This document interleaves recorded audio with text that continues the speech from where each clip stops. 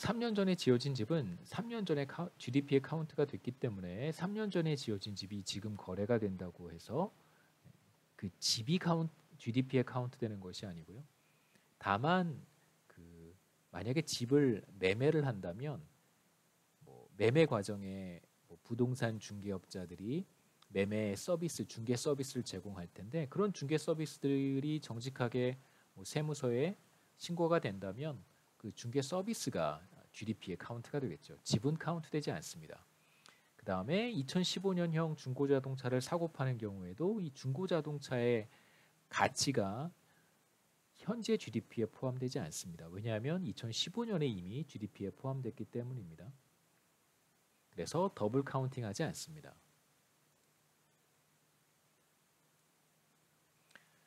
이어서 GDP에 포함되는 것이 있고 포함되지 않는 것이 있는데요. 어떤 것들이 포함되고 어떤 것들이 포함되지 않는지 보도록 하겠습니다.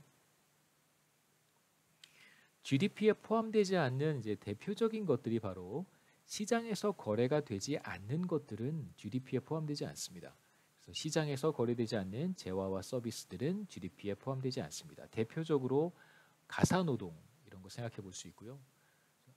집에서 청소를 한다던가 혹은 뭐 식사 준비를 한다든가 혹은 뭐 다양한 그 가사노동들은 GDP에 포함되지 않고요.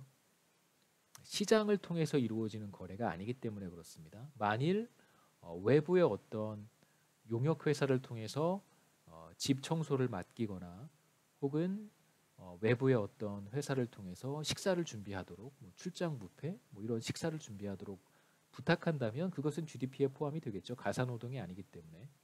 그 다음에 대표적으로 자녀 양육 이런 걸 생각해 볼 수 있습니다. 만약에 이제 뭐 남자든 여자든 부모가 일을 해야 돼서 부모 모두 일을 해야 돼서 아이를 데이케어 센터에 맡긴다면 뭐 어린이집이라든가 보육기관에 맡기게 된다면 그러면 자녀 양육이라고 하는 것은 GDP에 카운트가 되지만 물론 뭐그 전반적인 어떤 양육이라고 하는 것은 뭐 조금 더 경제학의 바운더리를 넘어서는 거니까요.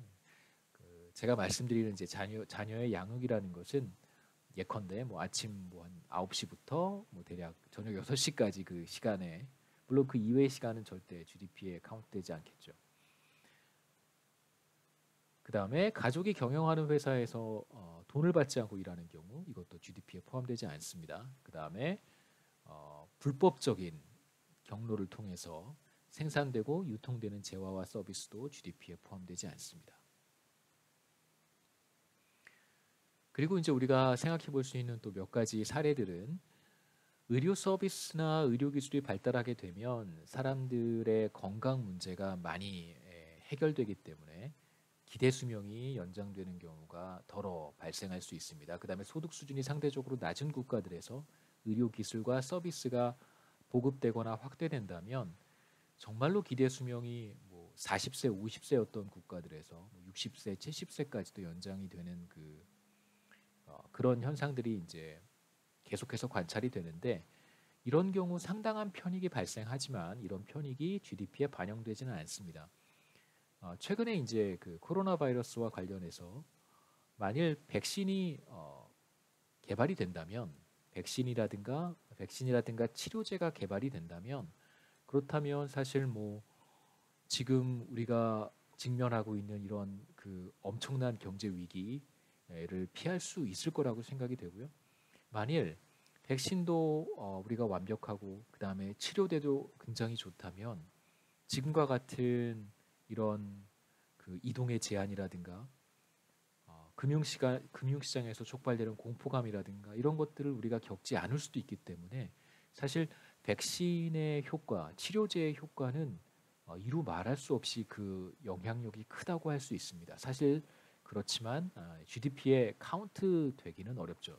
그러니까 백신 그러니까 백신이 몇 개나 수량, 도스가 몇 개나 개발이 되고 몇 개나 생산이 돼서 얼마나 많은 사람들이 이 백신을 구매하는가는 사실 GDP의 카운트가 되겠지만 그로 인해서 우리가 얻게 되는 그 정량화 측정할 수 없는 그 편익이라든가 혹은 웰페어라든가 이런 것들은 사실 GDP에 카운트가 되지 않습니다.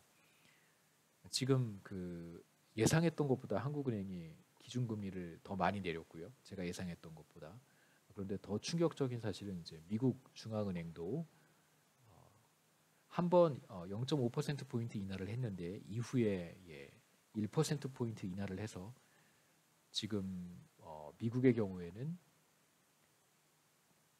우리 기준으로 했을 때 이제 기준금리겠죠. 미국에서 이제 Federal Funds Rate라고 부르는데 연방 기금 금리라고 해서 뭐 기준금리랑 비슷합니다. 정책금리 0%에서 0.25%포인트 이 레인지 안에 있습니다.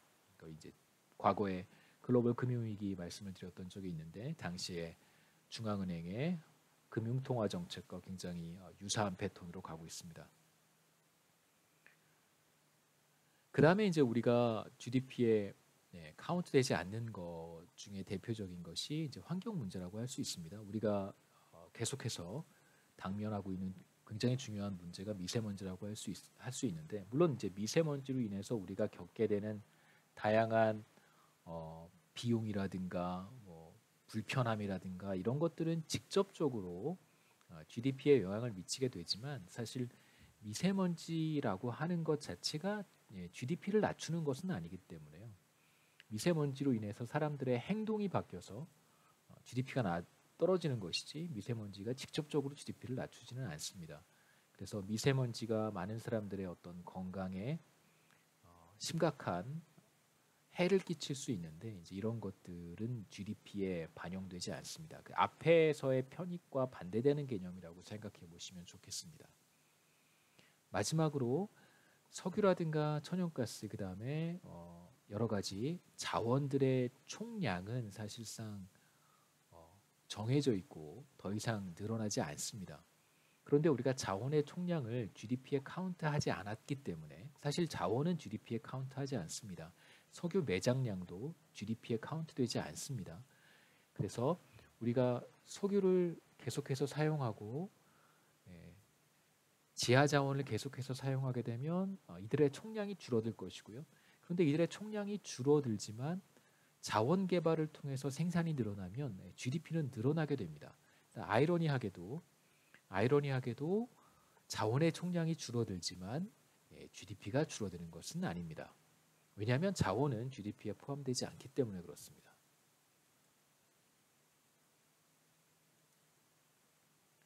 자, 이제 2장에서 조금 이제 구체적으로 살펴보려고 하는 내용은 GDP를 측정할 때 우리가 고려해야 되는 두 가지 문제고요. 하나는 서로 다른 두 시점에서의 GDP를 비교하는 것입니다. 한국의 GDP를 생각해 보시면 예를 들어서 2019년 GDP가 나왔지만 여기에선 그냥 편의상 강의 노트 그대로 2018년의 GDP와 10년 전인 2008년의 GDP를 비교하려고 합니다. 그런데 중요한 문제는 2008년과 2018년의 GDP를 이렇게 들여다보면 분명히 GDP는 10년 사이에 GDP는 늘어났습니다. 그런데 이 GDP가 늘어난 것이 우리가 더 많이 생산했기 때문인 것인지 아니면 전반적으로 제품과 혹은 서비스의 가격이 올라갔기 때문에 GDP가 늘어난 것인지 이 두 가지를 구분할 필요가 있습니다.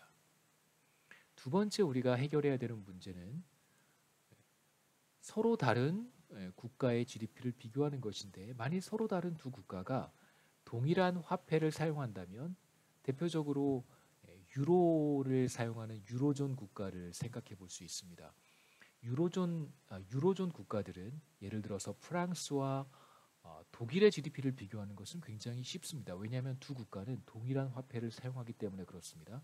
하지만 영국과 프랑스의 GDP를 비교하는 건 조금 다릅니다. 왜냐하면 영국은 EU 국가이긴 하지만 유로존 국가는 아닙니다. 다시 말씀드리면 영국은 유로를 쓰지 않고 파운드화를 쓰기 때문에 자국의 통화가 있기 때문에 두 국가의 GDP를 비교할 때는 화폐 단위를 일치시킬 필요가 있습니다.